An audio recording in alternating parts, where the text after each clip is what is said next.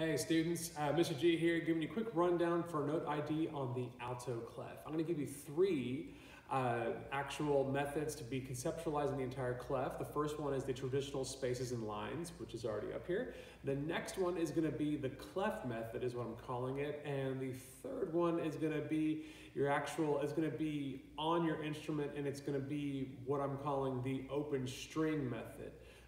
If you end up only understanding one of those, fine, but the more you do understand the clef in your own way, the better it is for you to read the music. So let's go ahead and get started with the traditional lines and spaces. So starting off with spaces first, actually, we can see that it has G, B, D, and F going up the actual spaces right there. And this is where a great mnemonic device can be used to help remember those spaces, something like good boys do fine or good boys deserve fudge. You can create your own little phrase as long as it's helpful for you to remember those particular spaces. Now for the lines down here, this is where we actually can spell out a word and face G. I don't know what that means. If you're facing me, obviously you're looking at me right now. Whatever it is that helps you remember bottom top, those lines, F, A, C, E, and G, that is something that you can use to help remember the notes on the actual staff. All right, so here we actually have the clef method. And what we want to remember about the alto clef is that it's actually in the C clef family. And what's really going on right here is where this point happens on the alto clef, and these two dots are actually surrounding. That's the C. That's the actual note C for our clef. And so if we can just remember that it's actually C, then we can just systematically go up and go down away from there to figure out what the notes actually are. So we have C here, so the next space up obviously is going to be D, then E, F, G, A, B. That first ledger line, that's what that is. And the next one, that space above that ledger line, is C natural. And hopping over here, going down the scale, we have C.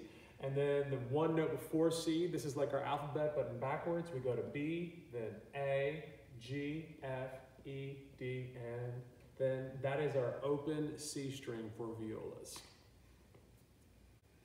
Okay, so this is the last method. This is the open string method is what I'm calling it. If it goes over your head, I'm really sorry, but I hope that as the year progresses that it will start to make a little more sense. And so what we have right here is we have the 4 strings in blue. Those are our open strings. And conveniently for us in viola, they are all on spaces.